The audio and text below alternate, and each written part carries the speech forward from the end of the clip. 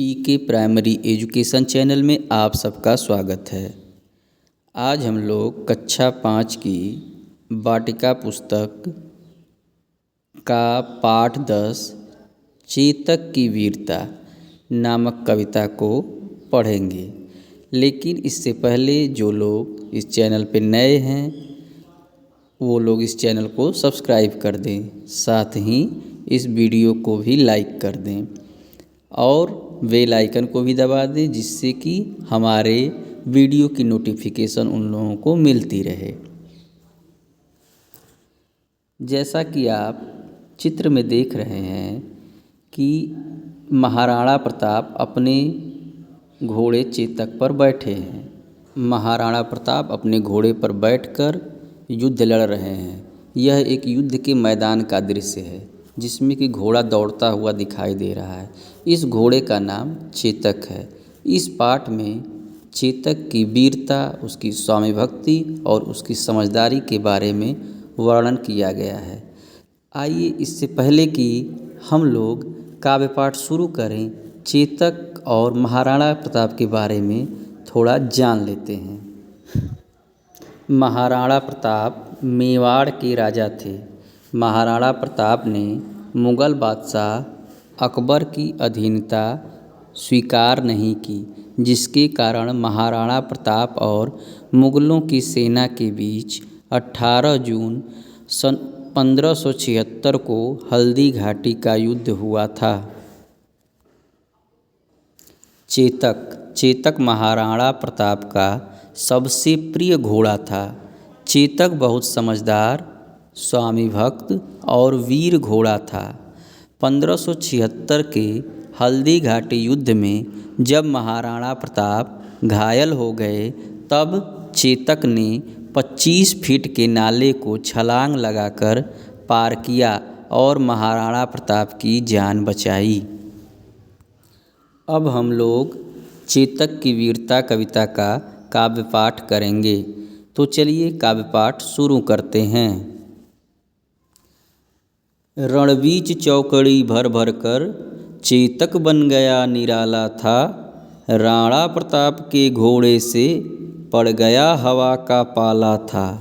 गिरता न कभी चेतक तन पर, राणा प्रताप का कोड़ा था।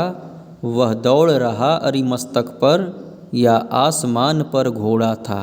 जो तनिक हवा से बाग हिली, लेकर सवार उड़ जाता था। राणा की पुतली फिरी नहीं, तब तक चेतक मुड़ जाता था। कौशल दिखलाया चालों में, उड़ गया भयानक भालों में। निर्भीक गया वह ढालों में, सरपट दौड़ा करवालों में।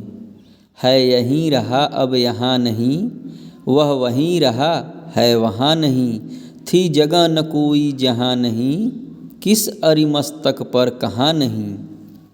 बढ़ते नद सा वह लहर गया, वह गया गया फिर ठहर गया। विकराल वज्रमय बादल सा, अर की सेना पर घहर गया। भाला गिर गया गिरा निसंग, है टापों से खन गया अंग। बैरी समाज रह गया दंग, घोड़े का ऐसा देख रंग। ये हल्दी घाटी के युद्ध का मैदान है। यहाँ पे महाराणा प्रताप अपने घोड़े चेतक पे सवार हैं। यह हल्दी घाटी का युद्ध 1576 ईस्वी में हुआ था, जैसा कि हम पहले आपको बता चुके हैं। तो इस कविता में चेतक के बारे में वर्णन किया गया है कि चेतक कितना समझदार और बहादुर स्वामी भक्त घोड़ा था। और वह महाराणा प्रताप जब हल्दी घाटी के युद्ध में घायल हो गए थे, तो महाराणा प्रताप को वह बचाकर ले आया था। और वह लगभग 25 फीट चौड़े नाले को कूद कर पार किया, छलांग लगाया। और उसके छलांग लगाने के बाद वह वहीं पे वीर गति को प्राप्त हुआ। घोड़ा अर्थात मर गया। वहीं पे उसकी समाधि भी बनी हुई है। तो चलिए कविता के भावार्थ को देखते हैं। रणबीच चौकड़ी भर भर कर चेतक बन गया निराला था। राणा प्रताप के घोड़े से पड़ गया हवा का पाला था। यहाँ रण का अर्थ है युद्ध और चौकड़ी का अर्थ है घोड़े की दौड़ या छलांग, और निराला का मतलब होता है अनोखा। तो ये जो युद्ध का मैदान है वहाँ पे दौड़ दौड़ कर, चौकड़ी भर कर चेतक एक अनोखा घोड़ा बन गया था।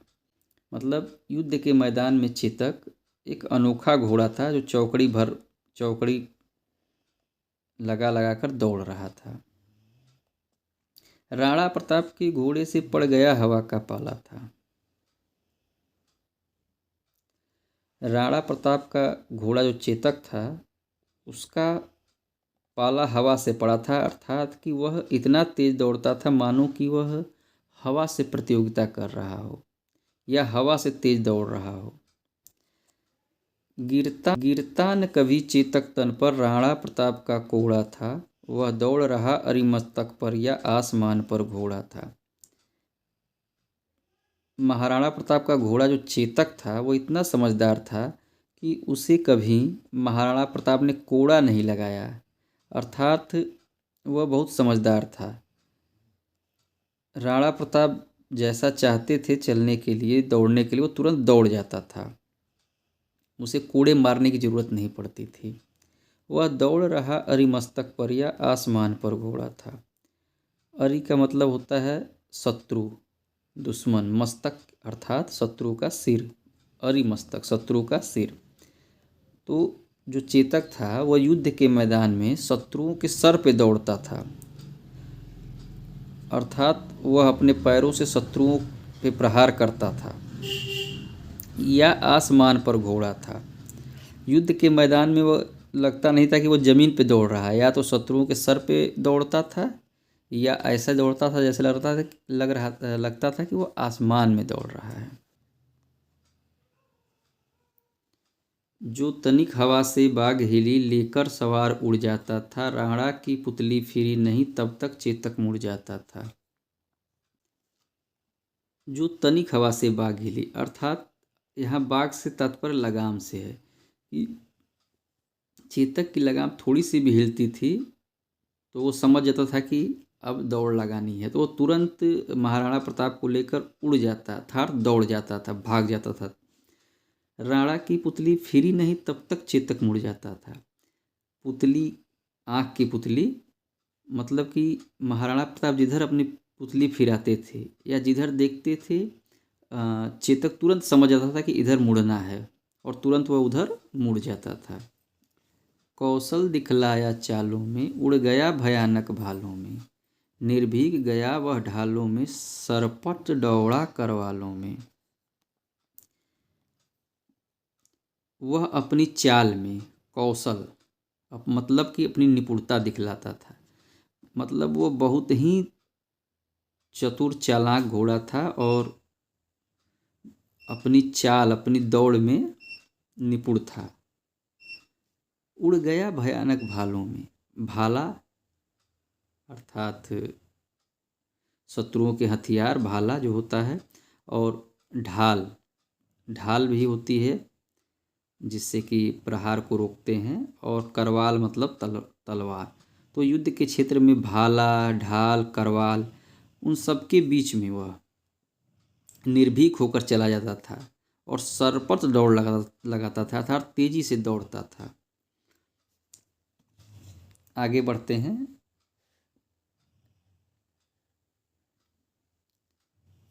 है यहीं रहा अब यहाँ नहीं, वह वहीं रहा है वहाँ नहीं, थी जगह न कोई जहाँ नहीं, किस अरिमस्तक पर कहाँ नहीं।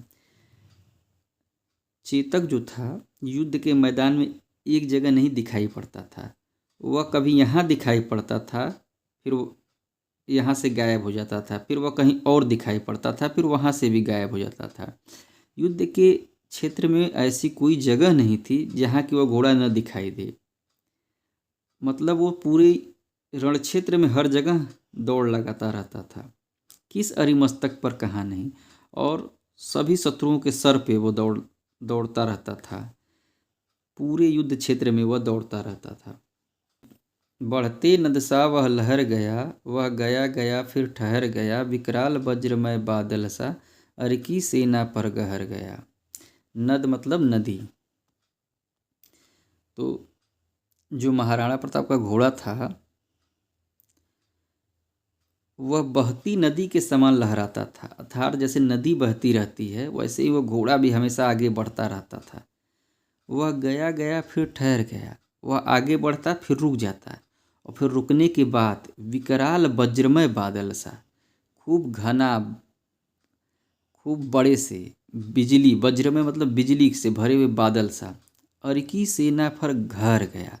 घर गया मतलब अचानक आ पहुंचा। तो वो कड़कती बिजली से भरे बादल जैसा वह अरि मतलब शत्रुओं की सेना पर आकर टूट पड़ता था। भाला गिर गया गिरा निसंग, है टापों से खन गया अंग, बैरी समाज रह गया दंग, घोड़े का ऐसा देख रंग। भाला गिर गया, शत्रुओं का भाला गिर गया, निसंग यानी तरकस, उनका तरकस गिर गया। है टापों से खन गया अंग, है का मतलब है घोड़ा यानी चेतक, खन गया अंग मतलब कि शरीर जो है, अंग मतलब शरीर, खन गया यानी कि लहूलुहान हो गया। तो शत्रुओं का भाला गिर गया, उनका तरकस गिर गया और घोड़े की टापों से यानी पैरों से शत्रुओं के शरीर लहूलुहान हो गए। बैरी समाज रह गया दंग, घोड़े का ऐसा देख रंग। बैरी अर्थात दुश्मन, शत्रुओं का जो पूरा समाज था अर्थात सारे शत्रु दंग रह गए, आश्चर्यचकित रह गए। घोड़े का ऐसा देख रंग मतलब घोड़े का मतलब चेतक का ऐसा कारनामा देखकर पूरा शत्रु समाज दंग रह गया। तो यह कविता अब यहीं पे समाप्त होती है। इसका भावार्थ भी हम लोगों ने समझ लिया। अब आइए इस कविता के कवि के बारे में जान लेते हैं। यह कविता वीर रस के सुविख्यात कवि श्याम नारायण पांडे जी द्वारा लिखी गई है। कवि श्याम नारायण पांडे का जन्म सन 1907 ईस्वी में जनपद मऊ उत्तर प्रदेश में हुआ था।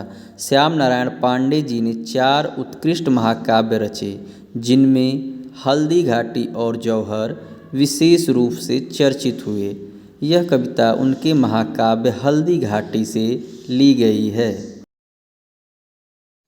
तो इस वीडियो में हम लोगों ने चेतक की वीरता काव्य पाठ पढ़ा, इसके भावार्थ को समझा और इसके कवि का परिचय जाना। वीडियो को लाइक, सब्सक्राइब और शेयर करना न भूलें।